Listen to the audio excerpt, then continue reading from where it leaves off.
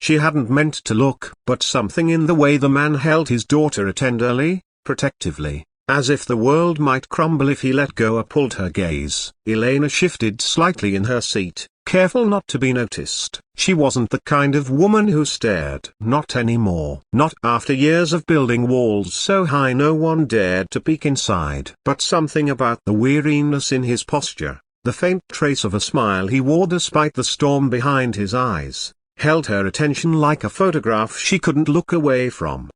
The child tugged at his coat, whispering something. He bent low to listen, and for a fleeting second, Elena saw a different man than the one slumped from exhaustion. He laughed, not loudly, just enough for his shoulders to lift, and for a moment, everything around them softened. The train, the static of announcements, the blur of city streets rushing past, to all of it dimmed behind the simple exchange of joy between a father and his daughter. It stirred something in her, not jealousy, not envy. It was quieter than that, a gentle ache, buried deep, barely remembered. Maybe a memory of when she too believed in comfort, in being someone's favorite person. Before numbers and deadlines consumed every inch of her existence. Before the boardroom became her home, and solitude her only dependable companion. She adjusted her scarf and turned toward the window, trying to shake the feeling. She had meetings lined up, calls to return, a quarterly report that wouldn't write itself. Her assistant was waiting at the next station with an updated itinerary. Her life was structured and meticulously controlled so nothing unexpected could break through. But she hadn't accounted for a misplaced schedule, a forgotten document, a missed alarm, a wrong train. The child spoke again, louder this time, and Elena couldn't help but as she looked back. "I think we got on the wrong one," the little girl announced, her brows furrowed with comic seriousness. Her father exhaled, his expression equal parts panic and resignation. "Yeah, sweetheart," he replied, ruffling her hair, "I think we did." Elena smiled, despite herself. It was the kind of moment people passed over every day, the kind she once might have scoffed at. But not now. Now, it felt like a quiet rebellion against the chaos of her own perfection. Minutes passed. The rhythm of the train settled into a slow hum, people shifted in their seats, and a strange calm settled over the car. She could have returned to her phone, but her fingers remained idle, eyes fixed on the man who clearly hadn't slept well in weeks and the child whose joy refused to dim despite it all.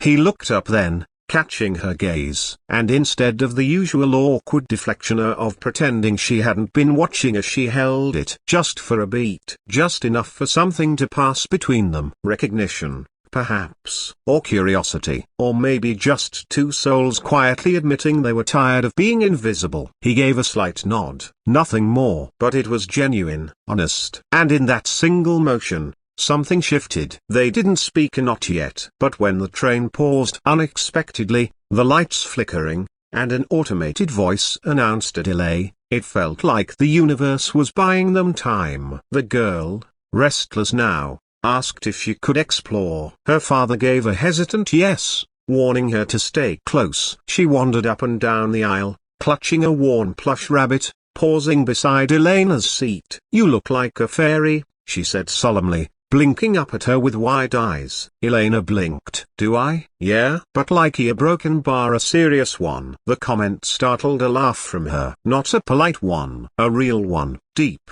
warm, unfamiliar. "Well, thank you," she said, suddenly unsure how to act. "That's the nicest thing anyone's said to me all week." The girl beamed and skipped back to her seat. Elena watched her go, something strange fluttering in her chest. The father mouthed sorry from across the aisle, slightly embarrassed, but Elena just shook her head. "No need," she said softly. "She's wonderful." It was the first time she'd spoken in hours. He nodded again. "She's everything." The way he said it, simple, unguarded, cut through her like music heard through a wall. Faint but impossible to ignore. The train jolted. Lights steadied. They were moving again. But the air felt different now. She hesitated, then reached into her bag and pulled out a chocolate bar she kept for late nights at the office. Crossing the aisle, she held it out. "Peace offering," she said, for the wrong train crew. He smiled and accepted it. Thanks. This might make me Father of the Year. The girl clapped with excitement,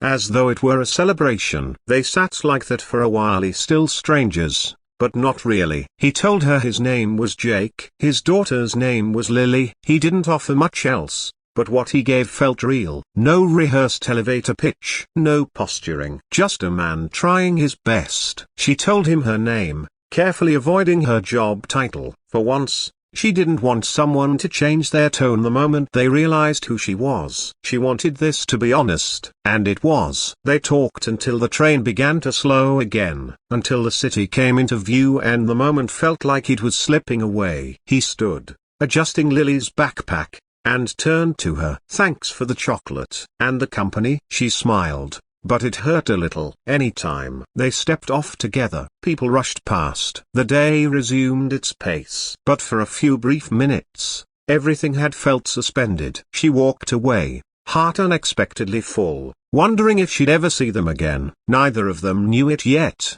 but that wasn't the end. It was the beginning.